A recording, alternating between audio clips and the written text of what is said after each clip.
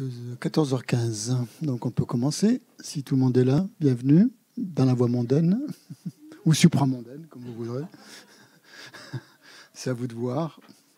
Mais aujourd'hui, on va voir quand même la supramondaine. Bon. Donc, oui, en ce qui concerne les devoirs, donc comme d'habitude, on vous mettra avec Annabelle, on vous mettra le corrigé, vous l'aurez demain ou après-demain. Nyanga n'a pas corrigé les tableaux parce que je pense que c'était un peu compliqué. Donc, il m'a demandé de le faire, mais j'ai pas le temps. Donc, je vous enverrai le tableau corrigé, en fait. Vous aurez juste à vous y reporter. Il y aura toutes les cases remplies et vous verrez par rapport à ce que vous avez fait. Donc, vous vous auto-corrigerez. Parce que si on le fait maintenant, ça va nous prendre quand même beaucoup de temps et on a autre chose à faire, non ? Je pense. Donc, on va plutôt revoir un petit peu, puisqu'on est dans la phase finale donc, de Shiné. Donc, c'est très intéressant et c'est un passage un peu, comment dire, qui conclut en fait tout ce qu'on a vu. Donc, c'est le quatrième volet hein, de notre étude de Shiné. Et là, notre Tsongkhapa nous montre donc en détail donc quels sont les critères en fait pour reconnaître que l'on a bien réalisé le calme mental ou pas. Donc, et ça devient un peu technique, mais c'est bien parce que ça vous prépare justement à ce qu'on va faire après quand on étudiera les terres et les voies du Mahayana. Donc là, ça donne déjà un petit aperçu de ce que ça va être. Ce ne sera pas beaucoup plus compliqué, il y aura plus de petits tableaux, de sous-tableaux, de subdivisions, mais en fait, le principe est toujours le même. Donc en fait, je trouve que ça fait une très bonne introduction et ça permet de se préparer. En plus, quand c'est pas très très compliqué, quand on comprend le fonctionnement, ça paraît comme ça bizarre parce que c'est expliqué sur un tableau, donc il est un petit peu dans tous les sens, mais le mécanisme est assez simple quand même.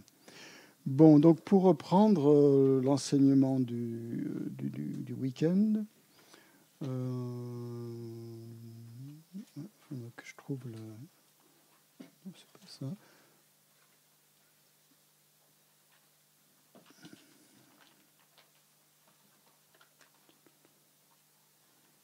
Donc la strophe clé en fait que Rinpoche Geshe nous a donné, qui est extraite du Bodhicharyavatara, en fait, c'est ça, c'est dans le chapitre 8, strophe 4. Sachant que la vision supérieure associée au calme mental détruit toute émotion négative, on cherchera d'abord le calme mental, lequel s'accomplit quand on se détache du monde avec joie. Donc on a une citation qu'il a donnée aujourd'hui donc pour inciter à préparer le calme mental, à s'entraîner au calme mental.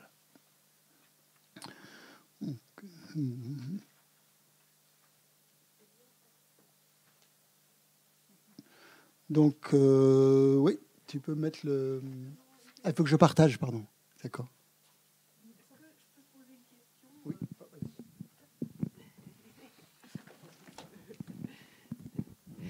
Merci. Oui, parce que justement, hier, on disait, est-ce que le calme mental, ça détruit, ça coupe les racines de la colère, parce qu'hier, on a dit l'attachement, malveillance, somnolence, agitation, doute, mais on n'a pas parlé de, comment on appelle ça, l'aversion.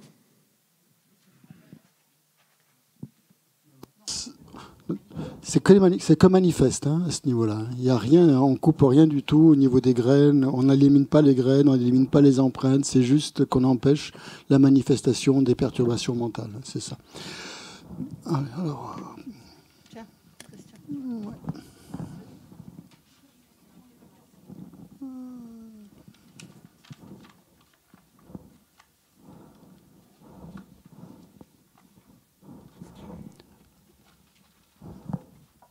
Je partage, mais ça ne partage pas.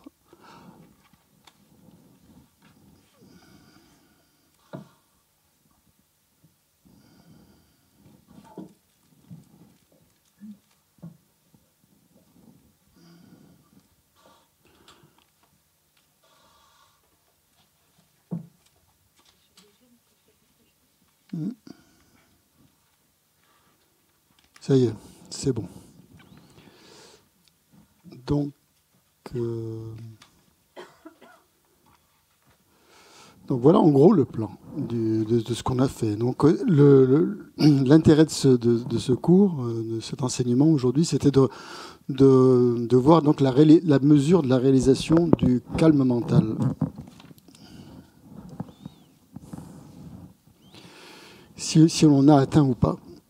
Donc en fait c'est le problème, le processus de démarcation en fait qui entre le calme mental réalisé ou non réalisé.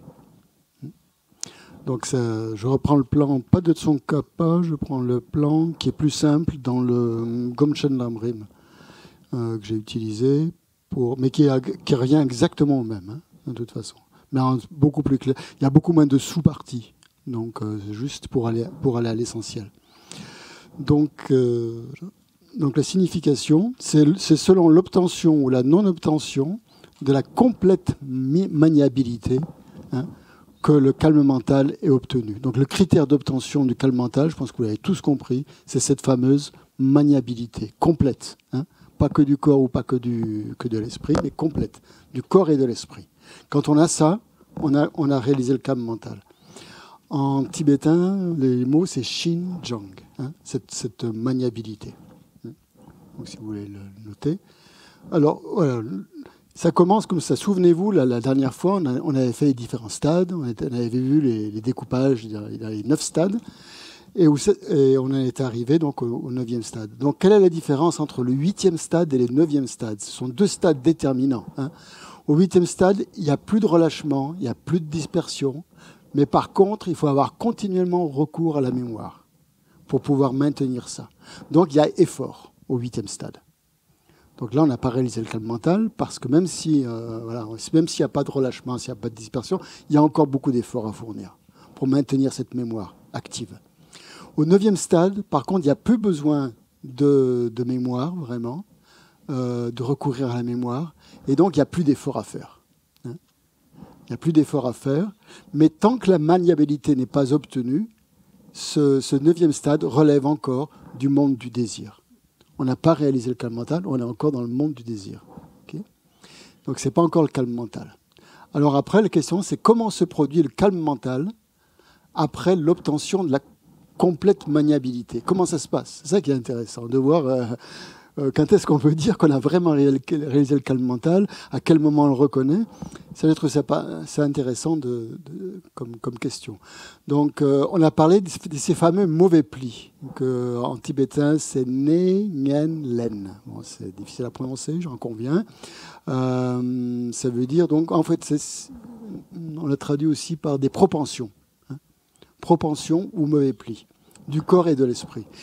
Le problème de ces propensions, c'est ça, c'est ce qu'on a depuis très très longtemps et qui nous empêche de diriger notre corps et notre esprit vers la vertu. Il y a des résistances. Donc il faut faire sauter ces résistances. Tant que ces résistances n'ont pas sauté, on n'aura jamais le calme mental. Donc, et c'est qu'une fois qu'on aura éliminé cette résistance, que le corps et l'esprit vont pouvoir se diriger vers la vertu avec une complète malléabilité. Alors attention, il y a 2 mots qui se ressemblent. Il y a maniabilité, qui est Xinjiang, et il y a malléabilité. Et Valérie a parlé, donc c'est le mot qui, en tibétain, ça s'appelle Kölrung. Kölrung. C'est, donc cette maniabilité, c'est la première chose en fait. On commence par cette le corps et l'esprit vont pouvoir devenir très très maniables. Pas malléable, mais maniable. On va pouvoir en faire ce qu'on veut, en fait. Donc, quand on s'est habitué à cette malléabilité, elle devient la maniabilité. Okay, la complète maniabilité. Ouais, c'est ce qu'on appelle la docilité. On peut dire ça aussi, ouais, docilité. Et alors, ça devient maniabilité. Et là, la focalisation en un point devient le calme mental. Alors, c'est à ce moment-là qu'on dit, comment on s'en aperçoit, c'est que le cerveau du méditant ressent une agréable lourdeur à ce niveau-là. Hein, quand on a cette maniabilité complète, Et c'est alors que vont apparaître les maniabilités de l'esprit et du corps dans cet ordre. D'abord l'esprit et après le corps. Donc ça se passe, c'est au cerveau qu'on ressent ça. C'est pas un simple mal de tête, c'est plutôt agréable apparemment, on sait rien, et pas désagréable en tout cas. Bon, une lourdeur, mais qui va se compenser sans doute par une légèreté après, quoi. C'est ça qui est incroyable. On a d'abord cette lourdeur, mais après, ça devient une grande légèreté. D'après ce qu'on dit, je ne sais pas. Donc, quand la maniabilité physique se produit pour la première fois, elle s'accompagne d'un plaisir ou d'un bonheur. C'est ce que Valérie avait du mal à traduire. Elle a traduit au début par félicité, après elle a mis bien-être. En tibétain, c'est dewa, qu'on traduit dans les tantras, quand on parle de dewa champo, hein, c'est la grande félicité. Ce n'est pas forcément ici le terme félicité convient peut-être pas bien, peut-être bonheur. Hein, peut-être. On ressent un grand bonheur intérieur. Je pense que c'est plutôt ça en fait. Hein. Donc quand la maniabilité physique se produit pour la première fois, elle s'accompagne de plaisir ou de bonheur physique et mentaux. Mais ce n'est pas la vraie maniabilité. Pourquoi ? Parce que ce plaisir et ce bonheur grossier encore, il risquerait de déstabiliser l'esprit. Donc, s'il déstabilise l'esprit, on n'a pas le calme mental encore, si l'esprit peut être déstabilisé. C'est quand ils ne peuvent plus être déstabilisés, c'est quand ils ne peuvent plus déstabiliser l'esprit que l'on obtient une concentration immuable et une parfaite maniabilité. On réalise alors le calme mental et l'absorption. Donc l'absorption, le terme absorption qu'on utilise aussi en tibétain, c'est nyamshak, qu'on traduit littéralement par équilibre méditatif. Pour moi, j'aime pas ce mot parce que j'ai l'impression d'être sur une corde, être en équilibre. Mais bon, c'est un peu ça. Nyam, c'est l'équilibre et chaque, on est posé. On est posé en équilibre.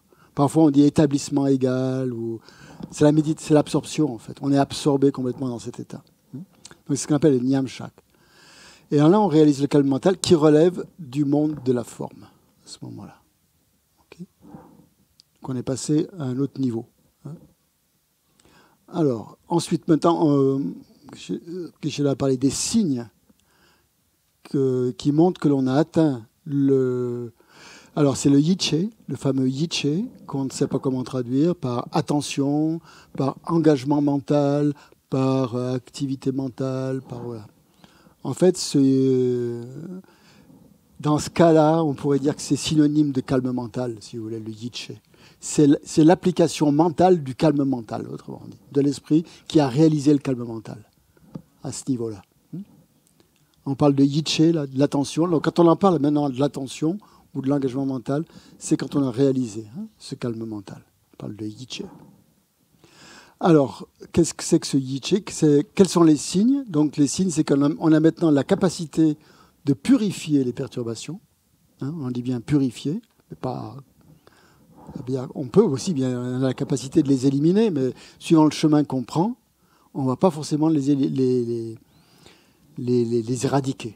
On va peut-être les éliminer ou en éliminer la manifestation, les purifier, mais pas complètement les éliminer. Tout dépend du chemin qu'on va suivre. Pour les éliminer complètement, il faut la vue de la vacuité. Et ça, ce sera uniquement sur le chemin supramondain, pas sur le chemin mondain. On ne réalise pas la vacuité sur le chemin mondain. Donc ces deux maniabilités, physique et mentale, apparaissent de plus en plus rapidement quand on entre en absorption. Dès que vous entrez en absorption, ça va arriver de plus en plus vite. Vous allez avoir en même temps ces deux maniabilités. Alors ensuite, on a parlé des 5 voiles. On en a fait que... Donc, les 5 voiles ne se manifestent quasiment plus. Qu'est-ce que c'est que ces 5 voiles ? Valérie les a appelés les 5 obscurcissements. Oui, merci. Les 5 voiles ne se manifestent quasiment plus. Donc ces 5 voiles, c'est 1, la dispersion et le regret. 2, la malveillance. Donc on peut dire au niveau colère, si tu veux. La torpeur et le sommeil. L'intérêt ou l'attachement pour les objets des sens et le doute contaminé. Ça se manifeste plus, ces 5 voiles. Ensuite, pendant la post-méditation, c'est-à-dire quand on sort de son état méditatif, ou qu'on entre dans une autre méditation, ou qu'on fait autre chose, qu'on se lève ou qu'on n'est plus absorbé, on a encore cette maniabilité, une certaine maniabilité dans la post-méditation. Encore. Hein. Ce qui se passe à ce moment-là, c'est que le calme mental, CM, c'est le calme mental. Le calme mental et la maniabilité vont se renforcer mutuellement dès qu'on a réalisé Shiné. En absorption, quand on est en absorption méditative, on a l'impression que l'esprit est mêlé à l'espace. Complètement mêlé à l'espace. Et quand vous sortez de la méditation, en post-méditation, on a l'impression de soudain acquérir son corps de nouveau. Il y a une espèce de coupure entre... du fait de ces deux maniabilités. Dans l'absorption, vous êtes complètement dans l'espace, votre esprit, et quand vous revenez, quand vous réintégrez votre corps, en quelque sorte, vous avez l'impression que vous n'avez pas quitté votre corps. Hein. Vous avez l'impression que vous revenez dans votre corps, mais qui est très souple quand même. Hein. Donc la stabilité est inébranlable. Donc on a parfait la stabilité, et la clarté est très forte. On ne perd jamais son objet en absorption méditative. Et à ce moment-là, on peut combiner le sommeil et la concentration. Le sommeil et concentration, c'est la même chose. Pratiquement, on peut les combiner. Et les rêves sont très purs. Okay. Donc c'est là où on a fini Geshe-la hier pour cette explication. Attends, serait-il possible de nous adresser ce document récapitulatif? Mais bien sûr. Il n'y a pas de problème. On vous l'enverra. Vous allez recevoir un gros paquet. C'est là qui ne se perdent pas en route. Bien, donc, des questions par rapport à ce niveau-là. Après, on passera à la deuxième partie, qui est ce qu'on a fait aujourd'hui. Ça donnera, si on a vu. Ouais, à peu près, on a du temps encore. Donc, je garde ça sous la main. Je me posais la question, qu'en est-il des 4 autres agrégats? Parce qu'on a compris que la conscience mentale rentre dans le monde de la forme. Mais qu'en est-il des 4 autres agrégats?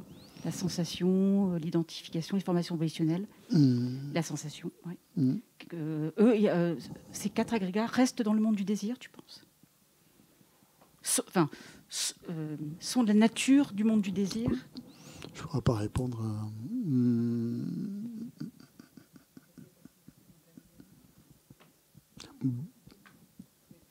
Parce que si la conscience est dans le monde de la forme, moi je me disais qu'elle doit quand même déteindre automatiquement sur les autres. Ouais, moi je dirais qu'ils sont pas. Je dirais qu'ils sont pas dans le désir. Je dirais qu'ils sont pas. Ils suivent. Ils suivent. Je pense qu'ils suivent. Ouais. Tout le monde passe dans le royaume dans le monde de la forme. Je dirais ça. Mais on peut la noter si tu veux. Ouais, et la poser à Geshe-la tout à l'heure. Parce que des questions comme ça. Ouais. C'est quoi les perturbations dans le monde de la forme? Je n'ai pas saisi ce que c'est. C'est les formes plus subtiles. C'est toujours les mêmes. D'accord. C'est toujours les mêmes. On ne crée plus de karma non vertueux? Non, d'après ce qui est dit. Mais non. Par contre, on peut encore créer des perturbations, mais plus subtiles. Ouais. On a encore des perturbations subtiles. Mais celles-ci ne vont peut-être pas créer des karmas non vertueux. Voilà, c'est ça. Parce qu'on crée du karma non fluctuant dans le monde de la forme. On crée du karma immuable, oui, voilà, c'est ça. Oui. Karma immuable, oui. Ouais, exactement, oui.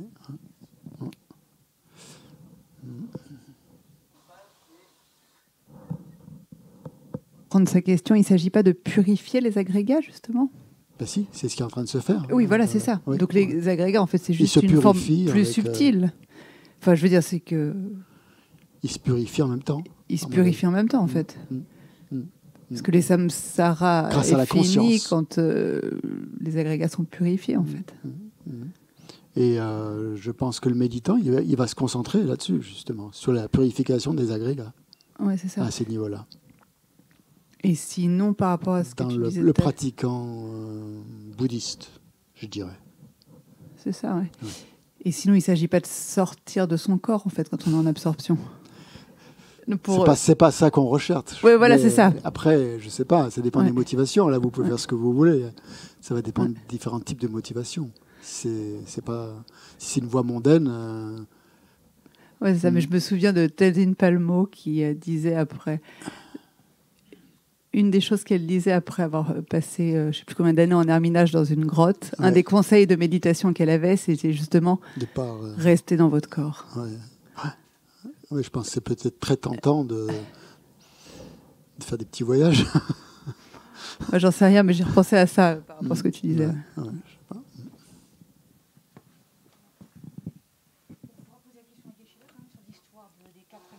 Ouais, tu peux la noter, s'il te plaît. Ouais. Oui, moi je voulais savoir, par rapport à la capacité à purifier les perturbations, qu'est-ce que ça veut dire exactement, puisqu'on les garde quand même, enfin on les a les perturbations. Ça veut dire quoi, purifier? C'était noté, c'était marqué. C'est ça, du grossier au subtil. Hein? Non, c'était marqué sur la correction, enfin, à moins que j'ai mal oui, on purifie. Recopié. Oui, c'est ça. C'était marqué capacité à purifier les perturbations. Des plus grossières aux plus subtiles. On les purifie. Oui, mais ça veut dire quoi, les purifier? Ça veut dire qu'on élimine... Ça va dépendre de la voie encore sur laquelle on est. Soit les éliminer complètement, hein, soit justement éviter qu'elles se manifestent. Parce que sur la voie mondaine, oui. On ne les purifie pas, puisqu'elles sont là quand même. On purifie leurs manifestations. Enfin, c'est les manifestations. Elles ne se manifestent pas de manière grossière, si tu veux. Mais elles ne sont pas purifiées. Mais non, parce qu'il y a des formes. Et plus on avance, justement, plus on va les purifier, des plus grossières aux plus subtiles. Dans la voie mondaine ou dans la voie supramondaine? Dans la voie mondaine. Même dans la voie mondaine. Purifier, qu'est-ce que ça veut dire purifier pour toi?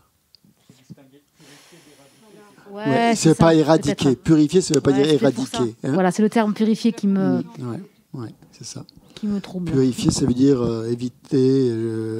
ça veut dire... elles ne se manifestent plus de façon grossière et de moins en moins grossière. Elles vont se manifester encore de façon de plus en plus subtile. Voilà. Mais tu purifies leurs aspects grossiers, quoi, on pourrait dire. Tu vois. Okay. Il y a des questions sur Zoom? Non. Okay. Oui. Quand tu dis, donc la première fois en fait qu'on obtient la maniabilité physique et mentale, avec maniabilité physique, il y a un grand bonheur qui est encore grossier, qui pourrait être déstabilisé. Oui. Et si j'ai bien compris, tu as dit quand ça peut plus déstabiliser, on obtient une concentration immuable. Mais ça, en fait, tu parles de un niveau de concentration qui est cette histoire de préparation à la première concentration. Oui. Une fois qu'on a réalisé le calme mental, après, oui, c'est ça. On rentre dans la phase de préparation, après. C'est ça. C'est en même temps. Et du coup, là, on est sorti du monde du désir. Oui. Enfin, on est sur un plan de conscience supérieur. C'est ça.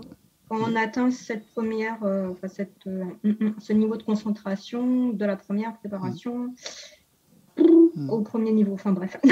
Bon, le processus dont a parlé Geshe-la, c'est que en dépendance, ça commence comme ça en fait. C'est en dépendance de la maniabilité de l'esprit, il y a une énergie subtile, il y a un souffle très subtil qui va se répandre dans le corps. Hein, et qui va être cause de la maniabilité physique.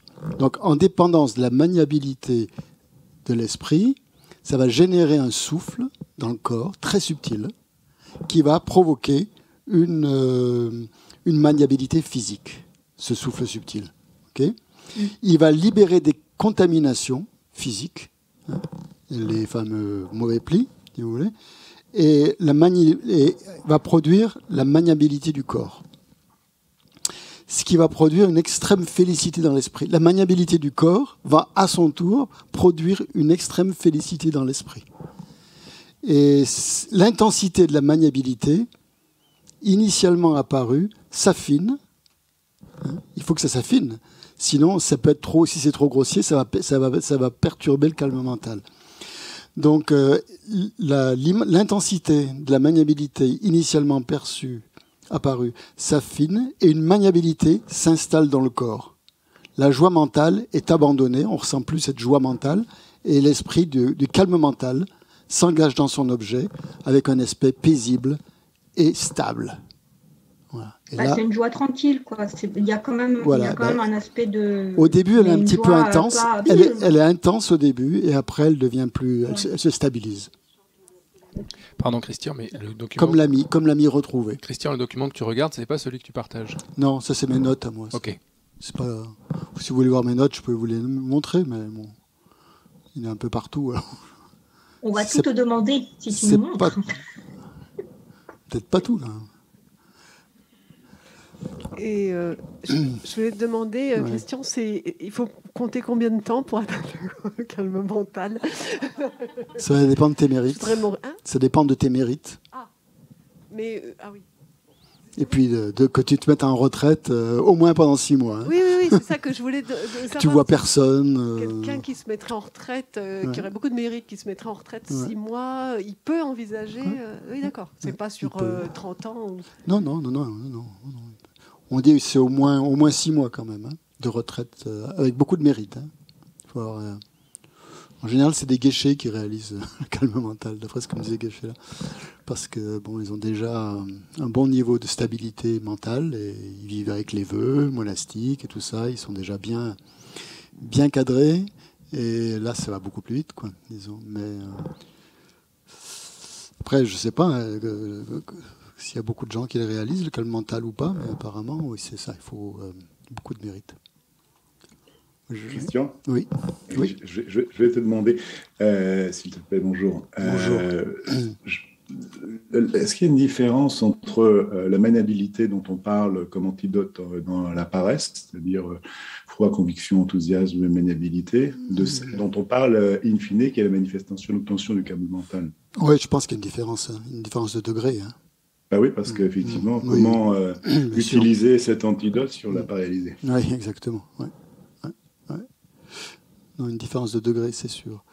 Bien, donc on va passer aux concentrations là, qu'on a vues ce matin. Là. Donc là, je partage. Donc là, dans le premier document, c'était sur les définitions. Donc là, je pense que ça va. Hein. Définition de la préparation à la première concentration. Donc là, on a réalisé le calme mental. Hein. On est bien d'accord? Maintenant, on a réalisé le calme mental. Et on se prépare à la première concentration. Donc, c'est quoi? C'est une conscience vertueuse qui relève des niveaux de préparation et de concentration qui constituent le moyen d'atteindre une absorption de la première concentration proprement dite, qui est son objet d'obtention. Bon, ça va? Vous avez... Donc, cette préparation est de 2 types. Donc la préparation du débutant dans l'attention, donc ça c'est le calme mental, proprement dit, c'est seulement le calme mental. Et ensuite il y a la préparation du débutant qui purifie les perturbations. Et là, donc là le terme purifié, justement on en parle, c'est le recours donc à ce qui va devenir la vue supérieure. Mais pas la vue supérieure supramondaine, la vue supérieure mondaine. C'est-à-dire qu'on ne réalise pas la vacuité. On compare, c'est ça. On compare les aspects du monde du désir et les aspects du monde de la forme, et on laisse les uns pour essayer d'acquérir les autres. Donc la préparation là, du débutant dans l'attention est synonyme de préparation à la première concentration relevant du seul calme mental. D'accord ? Donc le premier niveau. Et le deuxième, c'est relevant de la vue supérieure. Mais bon, vue supérieure. Oui, vue supérieure veut pas forcément dire réalisation de la vacuité. C'est pas le lacton. Ça veut dire suivant sur quoi on se concentre. Voilà. C'est un facteur de sagesse quand même qui est là, mais qui est utilisé en fonction de la voie dans laquelle on est. Donc ensuite, vous avez les 6 aspects de la préparation à la première concentration, qui purifie les perturbations. Donc là, ça correspond au tableau suivant qu'on va voir dans le nouveau partage.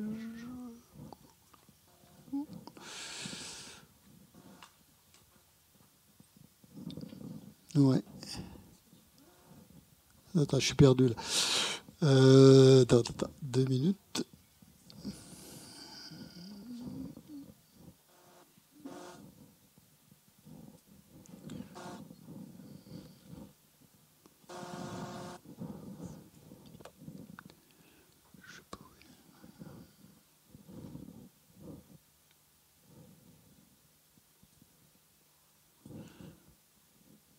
Est-ce que ça partage là? Non, ça partage pas. Hein.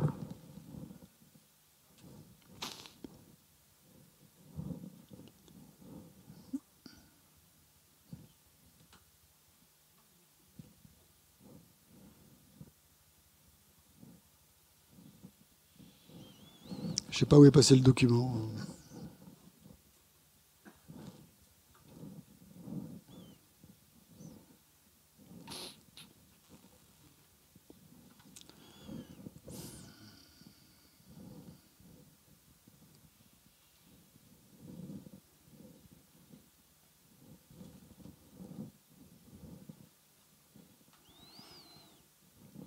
J'ai le document, mais j'arrive pas à le partager.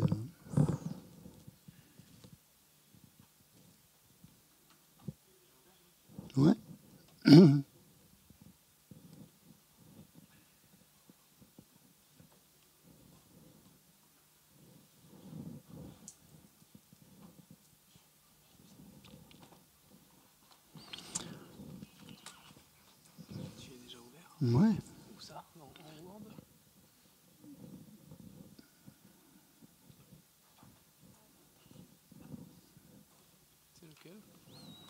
Il est là.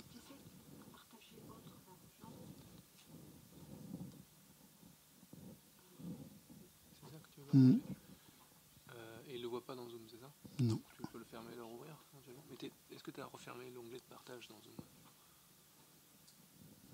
Je dirais. Oui. Vas-y, réessaye de l'ouvrir.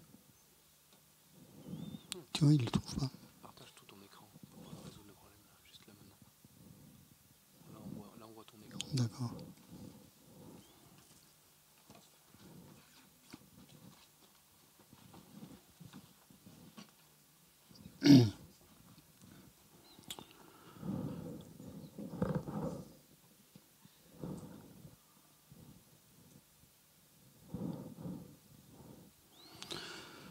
Bon, alors donc voilà le fameux tableau. Donc ici, vous avez les facteurs perturbateurs, c'est la perturbation mentale du monde du désir, qui vont donc des plus grossières, grand veut dire grossier, hein, des plus grossières aux plus subtiles. Donc là, vous avez le grand niveau des perturbations grossières, ensuite le niveau moyen des perturbations grossières, le petit niveau des perturbations grossières. Ensuite, vous avez les perturbations intermédiaires, moyennes. Vous avez le grand niveau des perturbations moyennes, le niveau intermédiaire des perturbations moyennes et le petit niveau des perturbations moyennes. Pareil en haut. Donc ça, c'est les petites perturbations. Donc là, il y a un grand niveau, un niveau moyen et un niveau petit. D'accord? Donc c'est divisé en 9. Donc 3 fois 9. Subtil, oui, pardon, subtil, excusez-moi. Ouais. C'est du grossier, ça va du grossier au subtil. Hein, ouais, au plus fine. Okay. Voilà, c'est pour ça que les antidotes qu'on applique ici, vous voyez, c'est marqué ici. Les antidotes sont là. Hein, d'accord? Donc ça va dans l'autre sens. Hein. Donc là, il faut de grands antidotes pour pouvoir éliminer des perturbations fines. Pour des perturbations moyennes, il faut un antidote moyen. Et pour des perturbations, des grandes perturbations, il faut un antidote plus petit. Okay. Et donc là, après, on est donc sur les. Donc on a l'absorption méditative. Hein, on entre en absorption. Chemin ininterrompu et chemin libéré, c'est deux niveaux d'absorption méditative qui sont cause à effet. C'est-à-dire, vous appliquez l'antidote. C'est la cause, et vous avez l'effet qui est le chemin libéré. Okay. Donc pour pouvoir éliminer ces perturbations mentales, on les élimine pendant l'absorption méditative. Et là, vous avez la post-méditation, si vous voulez, là, entre les deux, là. Hein, ici, là. Vous avez la post-méditation. Donc là, vous êtes rentré dans le chemin ininterrompu, donc vous avez appliqué un antidote. L'antidote a produit son effet. L'antidote, vous êtes libéré de ça. Ensuite, vous sortez de votre méditation. Vous entrez dans une nouvelle méditation. Vous appliquez un antidote moyenne, petite, voilà. Et donc, ainsi de suite. Ouais. Vas-y. Prends le micro parce qu'on t'entend. Donc ça, c'est les antidotes. Christian, oui. Excuse-moi. Qu'est-ce qu'on entend par petit, moyen, grand dans l'antidote? C'est en termes d'intensité, de force? C'est en termes d'intensité. Oui, exactement. Ouais. Là, c'est en termes de subtilité, là, de ce côté. Ouais. Et là, c'est en termes d'intensité. D'accord. Et dans la partie, quand on va prendre la première proposition au démarrage, quand on va appliquer un petit antidote à au grossier, ces petits-là, c'est le dosage même de la petite intensité? Ah, celui-là là. Ouais, et cela, ça correspond à quoi du coup? Est-ce que ça reste dans le dosage de l'intensité? On peut dire ça, oui. Oui. D'accord. Ok. D'accord. Donc, on a plutôt 9 niveaux d'intensité. Oui. Quand on va du grossier au petit perturbateur. Oui. D'accord. Oui. Donc là, vous avez ici les attentions. Hein, on passe. Voilà. Oui, justement, par rapport à ça, je voulais savoir, par rapport à la question qui a été posée précédemment par la personne, est-ce que c'est possible quand même d'avoir des exemples? Parce que il y a des degrés différents d'intensité. Il y a des degrés différents de grossièreté jusqu'au subtil. Donc, est-ce que c'est possible d'avoir un exemple concret que si qu'on puisse s'exercer? Enfin... Oui, il faut avoir le calme mental pour faire ça. Hein. Sans le calme mental, tu non, mais pour avoir la connaissance des perturbations grossières à la plus subtile, ainsi que l'intensité des antidotes. Ouais. Et les antidotes qui vont correspondre donc aux perturbations les plus grossières jusqu'à celles qui sont plus subtiles. Ouais. Des exemples? Ah ben oui, des exemples. Ouais, l'exemple métaphorique, peut-être dire. Tu demanderas tu demanderas à Geshe-la de te donner des exemples. Faut que quelqu'un ait réalisé le calme mental pour pouvoir en parler. Moi, je peux pas en parler. Parce que je veux dire que c'est pas évident de parler de quelque chose qui n'est pas déterminé, qui n'est pas précis, qui n'est pas concret, pardon. Après, est-ce qu'on peut imaginer que c'est comme pour les émotions, en fait, si on prend lors de la malveillance, on a le niveau de la bien sûr. Moi, je pense que c'est ça, oui. Ouais. Je pense que c'est ça. Christian? Oui. Dans la mesure où on n'a pas réalisé le calme mental, ce que tu nous expliques là ne paraît pas plus compliqué qu'il n'y paraît? C'est une manière de décrire justement la progression. Qu'est-ce qui se passe une fois qu'on a réalisé le calme mental? C'est la Matsunkapa qui décrit ça en donnant exactement en expliquant ce qui va se passer. Donc, une fois qu'on a réalisé le calme mental. Ouais, plus on ira, plus on comprendra, quoi. Voilà. Enfin, c'est ce que je pense. C'est peut-être pas vrai. C'est une présentation du chemin, quoi, si vous voulez. Hein. Alors, bien sûr, s'il faut attendre de l'avoir réalisé, c'est comme si vous ouvrez, vous ouvrez une carte pour savoir où vous voulez aller. Vous regardez la carte pour y aller, avant d'y aller. C'est la même démarche. C'est la même démarche, si vous voulez. Vous avez une description du chemin. Après, soit vous y allez, soit vous y allez pas. Mais vous savez comment. Vous savez, il est balisé, quoi. En fait, c'est un balisage, quoi, si vous voulez. Alors bien sûr, le balisage peut être plus compliqué que le chemin lui-même. Ça peut paraître compliqué, en fait, quand on regarde le cheminement qu'il faut suivre. Mais c'est une description. Hein. Donc une description, c'est toujours, c'est pas la réalité. Pas complètement, quoi. Disons, enfin, c'est pas la réalité. C'est pas ce qu'on est en train de vivre. On est en train de s'interroger sur la manière de progresser. Voilà. Oui, c'est intéressant en plus. On voit pas tout là. Alors donc on peut pas. Christian. Ouais. Comment je fais pour avoir tout le truc là, tout le. Hop. Ouais, voilà. Oui. Christian, est-ce que ce serait parce que on voit marqué facteur perturbateur du monde du désir. L'attachement, c'est bien un facteur perturbateur du monde du désir. Oui. Là, à grand, en bas, un grand attachement, si on suit, L'antidote, ça serait de faire une petite offrande, quelque chose comme... non, mais j'essaye de prendre un exemple. Oui, tout à fait. Oui. Voilà, et là, en fait, après, c'est pour donner un exemple de fonctionnement du... Comme exemple. Ce serait correct. Oui, ça. Correct, oui. Bon, donc, c'est bête qu'on ne voit pas le tableau complet, là. Il manque le début, en bas, là, tout en bas, là. Vous avez calme mental égale l'attention du débutant. Hein? D'accord. Donc là, on entre, c'est l'équivalent de préparation à la première concentration. Hein? C'est ce qu'on a appelé l'attention du débutant, qui a simplement réalisé le calme mental.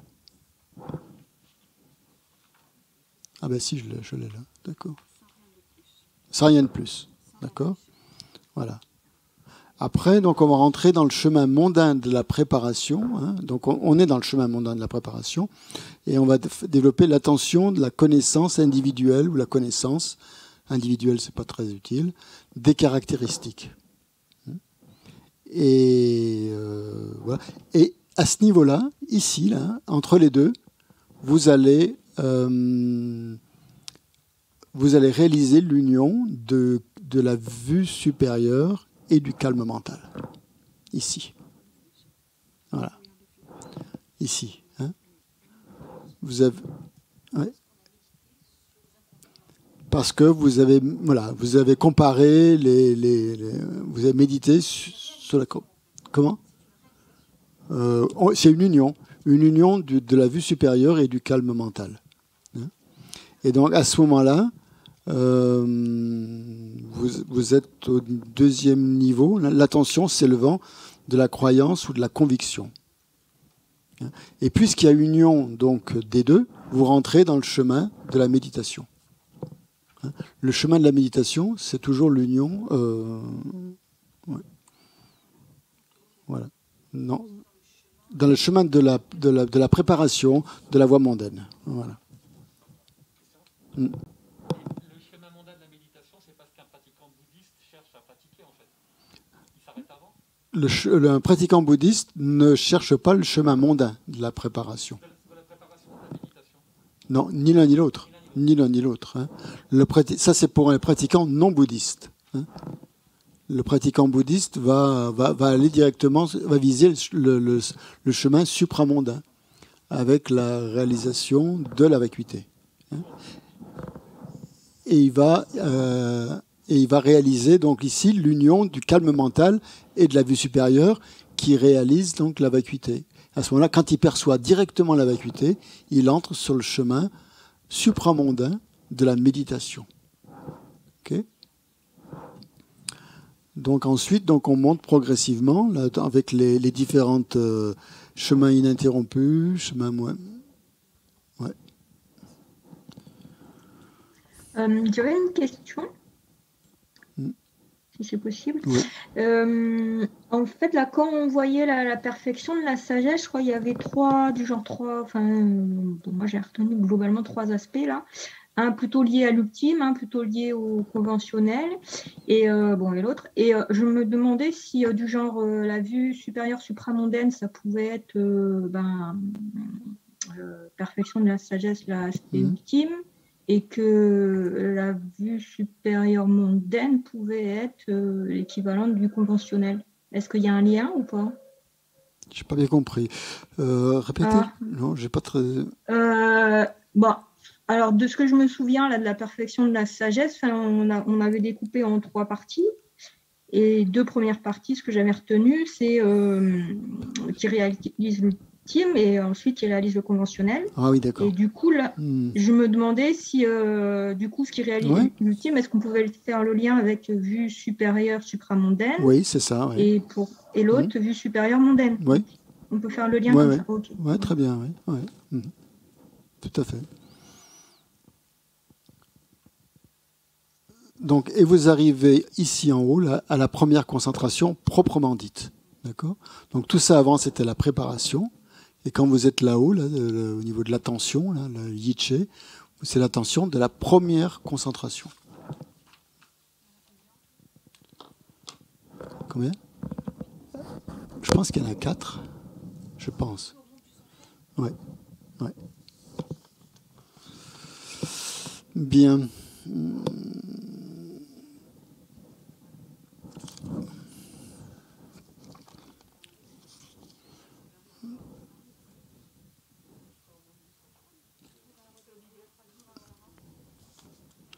Donc après, ça va dépendre de la voie que vous voulez réaliser. Donc, pardon?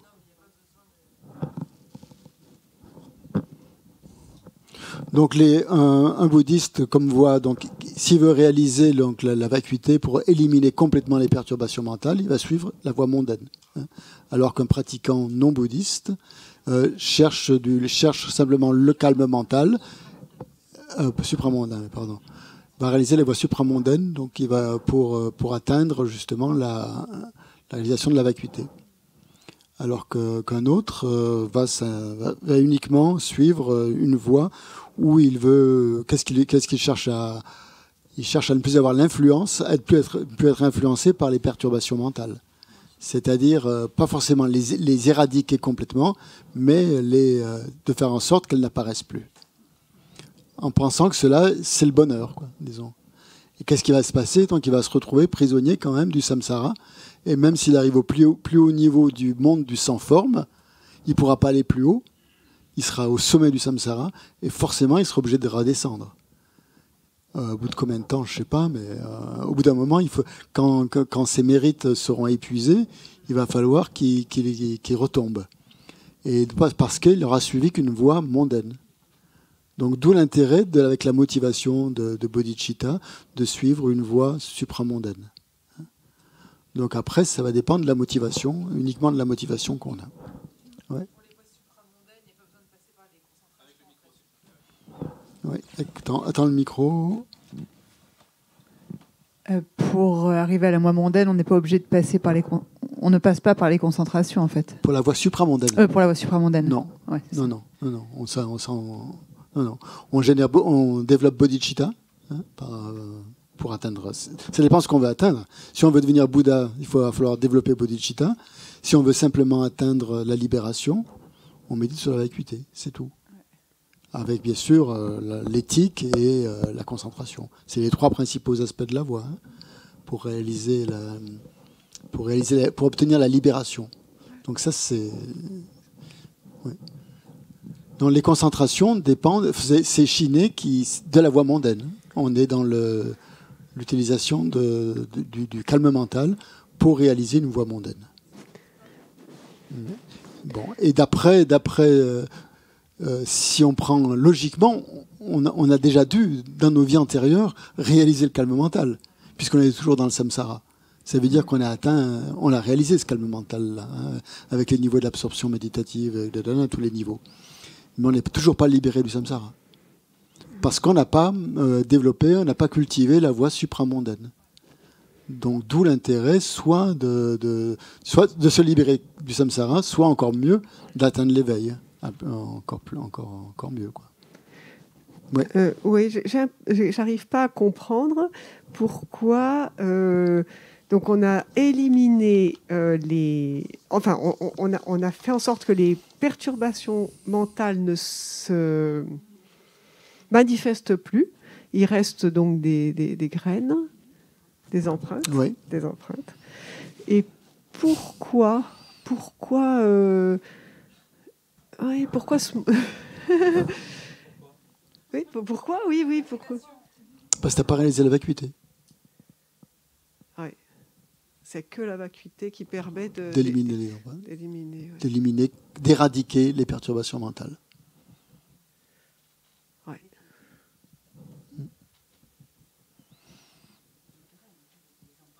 Donc, les graines, oui. Donc, oui, les empreintes, c'est encore autre chose. Ça veut dire que après, il faut aller jusqu'à la 7e terre pour pouvoir éliminer les empreintes. Vous avez les graines et vous avez les empreintes. Et donc, ça veut dire que les empreintes, même si les perturbations mentales ne se manifestent plus, les empreintes vont regermer en quelque sorte pour nous faire redescendre. C'est ça, vous allez rencontrer quand vous allez rencontrer certaines situations, elles vont réapparaître parce qu'il y aura toujours des empreintes. Ouais. En fonction des.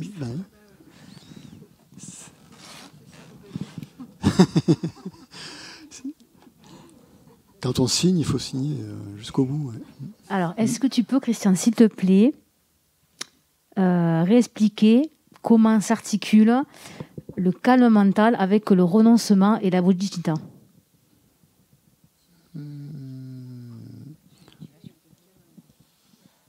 Dans quel ordre? Enfin, tu vois, ma question, c'est dans quel ordre? C'est quel cheminement? Disons, quoi. Pour réaliser le renoncement, il faut le calme mental. Pour réaliser la bodhicitta aussi. C'est tout. Hein? Ouais. Pardon? Spontané, oui, bien sûr. Pour avoir le renoncement spontané, la bodhicitta spontanée, il faut avoir réalisé le calme mental. Et avant, c'est la motivation. C'est simplement de la motivation de le réaliser. Mais c'est fabriqué. C'est une motivation artificielle. C'est une bodhicitta artificielle. C'est quand même ça se rapproche. Hein. C'est en harmonie, on dit, hein, avec la bodhicitta, la vraie ou le vrai renoncement. Mais c'est pas le vrai. Parce que pour ça, il faut le calme mental. D'où l'importance du calme mental, effectivement. Du coup, ça voudrait dire, Christian, si j'ai compris, que la première chose à faire, ça serait donc de s'exercer sur le calme mental. Après, première chose, tu peux tout faire en même temps. Hein. Non, tu peux faire en même temps développer le calme mental et développer en même temps que tu développes le calme mental, voilà. Tu cultives la motivation de bodhicitta et du renoncement et de bodhicitta. Tu fais ton calme mental en en cultivant cette motivation. À chaque fois que tu t'entraînes au calme mental, tu fais une motivation de réaliser l'éveil ou de réaliser la libération. Ça dépend de ce que tu veux obtenir. Voilà. Tu diriges en fait ton calme mental vers ce que tu veux obtenir. Ouais, même si on n'obtient pas le calme mental, même si on n'obtient pas le renoncement et même si on n'obtient pas la bodhicitta, quoi. Enfin, je veux dire, même si on n'obtient pas... Enfin, c'est l'intention, quoi, finalement. Qui compte. Voilà, c'est l'intention qui compte. Et s'exercer, bien sûr. Oui, c'est ça. Oui. Ok. Merci. Oui. Oui. J'ai une dernière question pour ma part. Si je comprends bien, à partir, une fois qu'on a accédé aux 9 stades, au 9e stade, oui. Voilà, quelque part, avant d'avoir vraiment la première concentration, la vraie de vraie, on a encore l'équivalent de 11 stades, 11 niveaux, si je regarde le schéma. Oui, enfin, ce ne sont pas des stades, là. Hein. Ce sont des absorptions méditatives. Hein. Chaque fois, oui, c'est différents niveaux du grossier au subtil, oui. Mais en fait, c'est pas comme les stades exactement du calme mental. Hein. C'est des absorptions, c'est des niveaux d'absorption. Okay. De préparation et d'absorption après. Hein. Merci. Donc là, on est dans la voie mondaine, oui, effectivement. Christian. Oui. Tout à l'heure, tu as dit on a forcément atteint le calme mental une fois dans notre existence, puisqu'on est toujours dans le samsara. Je n'ai pas bien compris pourquoi. Pourquoi tu en déduis qu'on a atteint ce calme mental?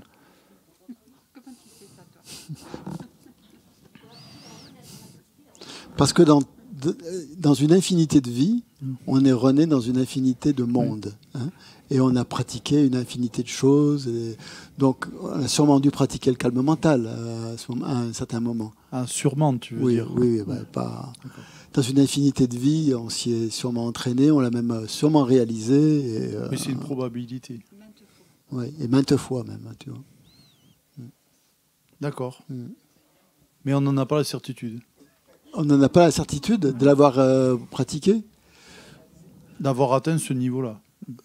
Non, il faut en avoir la certitude, c'est difficile. Oui.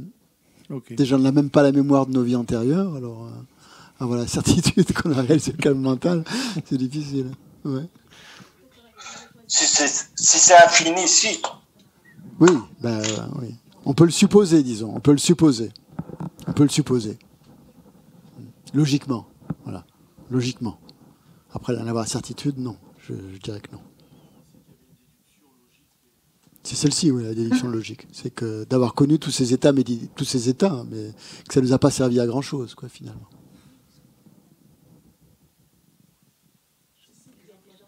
Sauf qu'il y a les empreintes. effectivement. Sauf qu'il peut y avoir des empreintes qui se manifestent ça peut aller plus vite, par exemple, du fait quand plus tu es accoutumé, plus tu es familiarisé avec ça, plus ça va aller vite, ouais, effectivement. Bon, donc il faut sortir de la voie mondaine. C'est la conclusion. Bon, ben on va s'y mettre. Hein. Allez, 2h15. Non, il y a encore une question ? Ouais, j'ai essayé de poser une petite question en fait qui était en lien. C'était parce que hier, quand Geshe-la avait dit que, justement par rapport, pour être sur un chemin, là, il fallait avoir réalisé le renoncement dans la forme spontanée. Je m'étais demandé, du coup, si on avait que le renoncement sous forme artificielle, où est-ce qu'on serait en fait ? On est sur un chemin, on est sur quelque chose ou on n'est pas du tout. T'as pas de calme mental, tu n'as pas de renoncement spontané. Tu es un individu de capacité, disons, initiale, et tu essayes de développer le renoncement. Tu es dans les premiers niveaux et tu te diriges peut-être, tu as la motivation d'atteindre l'éveil, mais pour l'instant, tu n'as rien réalisé du tout. Tu es sur une voie, on va dire, mondaine, quoi, en fait, en quelque sorte. Ouais, c'est même pas. Je sais pas quel est le premier des 5 chemins, là, mais on n'y est même pas, quoi. D'après le Lamrim, c'est l'individu de capacité inférieure, quoi. Mais et encore, ça veut dire déjà être plus attiré par. C'est ça, artificiel, quoi. Déjà, si on a réalisé rien que ça au niveau artificiel ou conceptuel. Oui. Non, oui, même au niveau conceptuel, c'est énorme. Ouais. Ça veut dire que le reste, ça va suivre. Il y a le refuge, oui. Il y a le refuge, bien sûr. Ouais, ok. Donc, en fait, on commence les chemins globalement quand on a on a le calme mental, quoi. C'est ça. Ouais, okay, exactement. Merci. Mais dans le Mahayana, vous commencez les chemins quand vous avez donc le renoncement et la bodhicitta.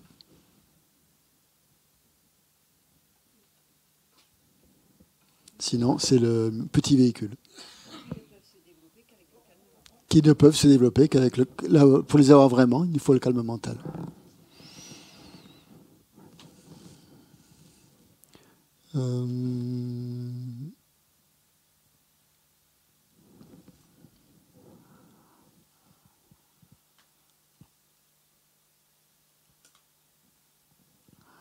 Il y avait une expression que je voulais vous redonner, ouais, c'est ça. Donc le calme mental est une préparation non incapable, avait dit Valérie. Et bon, il y a une autre traduction que j'ai retrouvée qui est peut-être plus parlante de Marie-Stella, qui dit que le calme mental est une phase préparatoire à laquelle rien n'est impossible. Voilà, donc on pourrait terminer là-dessus. Le calme mental est une phase préparatoire. Après, ça va dépendre où on va. À laquelle rien n'est impossible. En tibétain, c'est... Bon, je vous le dis pas, c'est pas la peine. Et donc, ça donne le pouvoir d'éliminer ce qu'il faut éliminer d'après la voie que l'on va suivre. Donc, soit une voie mondaine. Donc là, on va s'intéresser aux aspects grossiers du monde des désirs, les comparer, puis ceux de la forme. Et ce calme mental sera toujours cause d'errance dans le samsara. Sinon, après, on peut rentrer dans une voie supramondaine et utiliser le calme mental pour nous libérer du samsara grâce à la vue supérieure qui réalise la vacuité. Et on peut aussi, troisième point, l'utiliser pour parvenir à la bouddhéité si elle est fondée sur la bodhicitta et le renoncement. Donc tout dépend des voies que l'on suit. Oui. Oui. Bon, on va méditer maintenant. Hein. C'est bien beau tout ça. Ouais. Ceci dit, donc par rapport à cette voie mondaine, même si on ne choisit pas celle-là, là, l'idée qui me vient, c'est quand même de la mesure du possible, s'il y en a plus de détails sur ce qui va de grossier à subtil, c'est de connaître un petit peu justement ces différents degrés, que ce soit au niveau des antidotes, au niveau de l'intensité et au niveau des facteurs perturbateurs, pour nous-mêmes les repérer et y travailler dessus. Mais bien sûr. Donc du coup, il y a quand même, moi je trouve qu'il y a quand même un sacré intérêt de voir ce qui se passe, quoi.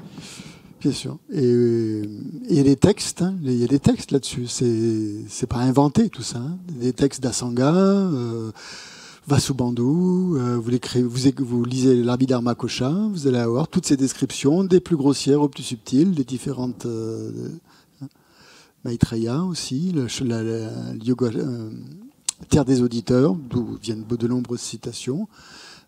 Tout ça, c'est décrit minutieusement, méticuleusement, et vous avez toute la voie tracée. Bon, Geshe ne peut pas rentrer dans tous ces détails, mais il y a des textes qui existent. Ils sont traduits en français. Hein, donc, certains, pour l'Abhidharma Kosha, c'est traduit en français. Pas facile à lire, mais bon, si vous voulez vraiment étudier ça, si ça vous intéresse, il y a des textes maintenant hein, qui existent.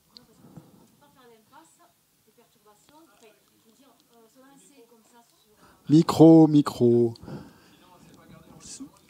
Ouais. Il faut un peu de discipline quand même, là. Si vous voulez réaliser le calme mental. Excusez-moi.